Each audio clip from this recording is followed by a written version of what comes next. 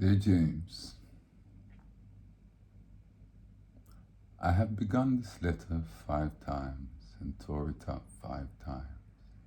Keep seeing your face, which is also the face of your father and my brother. I've known both of you all your lives and have carried your daddy in my arms and my shoulders, kissed and spanked him, and watched him learn to walk. I don't know if you've known anybody that far back, if you've loved anybody that long, first as an infant, then as a child, then as a man. You gain a strange perspective on time and human pain and effort. Other people cannot see what I see whenever I look into your father's face. For behind your father's face as it is today are all those other faces which were his. Let him laugh, and I see a cellar your father does not remember, and a house he does not remember. And I hear his present laughter as his laughter as a child. Let him curse, and I remember him falling down the steps and howling, and I remember with pain and tears which my hand or your grandmother's hand so easily wiped away.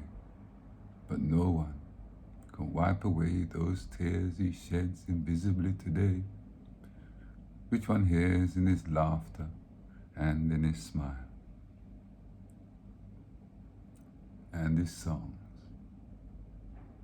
I know what the world's done to my brother, and how narrowly he survived it, and I know which is much worse than this is the crime which I accuse my country and my countrymen, and for which neither I nor time nor history will ever forgive them, that they have destroyed and are destroying hundreds and thousands of lives and do not know it and do not want to know it. One can be, or indeed, one must strive to become tough and philosophical concerning destruction and death. For this is what most of mankind has been best at.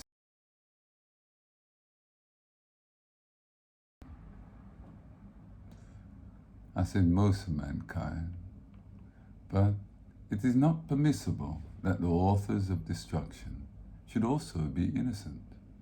It is the innocence which constitutes the crime. They have destroyed and are destroying hundreds and thousands of lives. They do not know it and do not want to know it. Now, my dear namesake, these innocent and well-meaning people, your countrymen, have caused you to be born under conditions not far removed from those described for us by Charles Dickens in the London of more than 100 years ago. I hear the chorus of the innocent screaming, "No, this is not true." How bitter you are. But I am writing this letter to you to try to tell you something about how to handle them. For most of them do not really know that you exist. I know the conditions under which you were born, for I was there. Your countrymen were not there and haven't made it yet. Your grandmother was also there, and no one has ever accused her of being bitter. I suggest that the innocent check with her. She isn't hard to find. Your countrymen don't know that she exists either, though she has been working for them all their lives.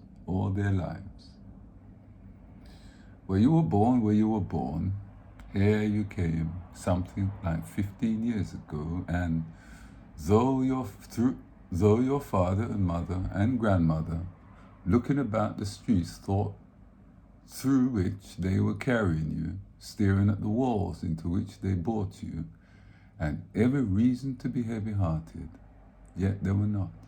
For here you were, Big James, name for me. You were a big baby, I was not. Here you came, here you were to be loved, baby, hard at once and forever to strengthen you against this loveless world. You remember that? I know how it looks today for you. It looks black. It looked black that day too. Yes, we were trembling. We've not stopped trembling yet. But if we had not loved each other, none of us would have survived. And now you must survive because we love you and for the sake of your children and your children's children. This innocent country set you down in a ghetto in which, in fact, it intended that you should perish. Let me spell out precisely what I mean by that, for the heart of the matter is here and the crux of my dispute with my country. You were born where you were born and face the future that you face because you were black and for no other reason. The limits to your ambitions were thus expected to be settled. You were born into a society which spelt out with brutal clarity and in as many ways as possible that you were a worthless human being. You were not expected to aspire to excellence. You were not expected to make peace with mediocrity. Wherever you have turned, James, in your short life on this earth, you have been told where you could go and what you could do and how you could do it, where you could live and whom you could marry. I know your countrymen do not agree with me here, and I hear them saying, you exaggerate. They do not know Harlem like I do. So do you. Take no one's word for anything, including mine, but trust your experience. Know whence you came. If you know whence you came, there is no limit to where you can go. The details and symbols of your life have been deliberately constructed to make you believe what white people say about you.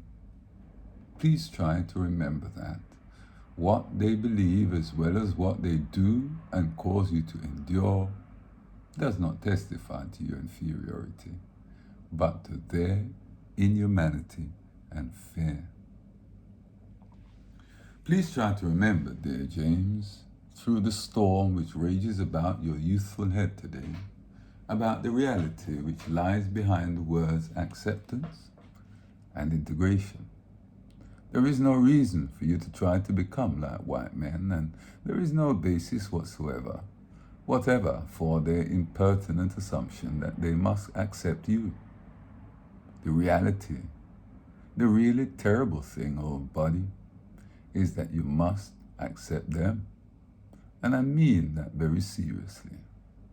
You must accept them and accept them with love, for those innocent people have no other hope. They are affected, they are, in effect, still trapped in a history which they do not understand. And until they understand it, they cannot be released from it.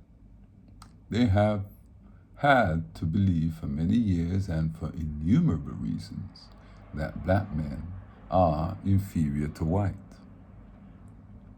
Many of them indeed know better, but as you will discover, people find it very difficult to act on what they know.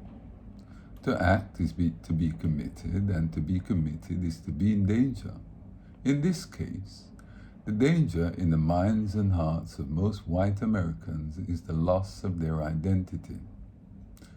Try to imagine how you would feel if you woke up one morning to find the sun shivering and all the stars aflame. You'd be frightened, because it is out of the order of nature. Any upheaval in the universe is terrifying because It so profoundly attacks one's sense of one's own reality. Well, the black man has functioned in the white man's world as a fixed star, as an immovable pillar. And as he moves out of his place, heaven and earth are shaken to their foundation. You don't be afraid. I said it was intended that you should perish in the ghetto, perish by never being allowed to go beyond and behind the white man's definition, but never being allowed to spell your proper name. You have, and many of us have, defeated this intention, and by a terrible law, a terrible paradox, those innocents who believe that your imprisonment made them safe are losing their grasp on reality. But these men are your brothers, your long-lost brothers. And if the word integration means anything, this is what it means, that we, with love, shall force our brothers to see themselves as they are, to cease fleeing from reality and begin to change it. For this is your home. My friend, do not be driven from it. Great men have done great things here and will again, and we can make America what America must become. It will be hard, James, but you come from sturdy peasant stock, men who picked cotton, dammed rivers, built railroads, and in the teeth of the most terrifying odds, achieve an unassailable and monumental dignity. You come from a long line of great poets, some of the greatest poets since Homer. One of them said, "The very time I thought I was lost, my dungeon shook and my chains fell off." You know and I know that the country is celebrating 100 years of freedom, 100 years too early. We cannot be free until they are free. God bless you, James, and Godspeed, your Uncle James.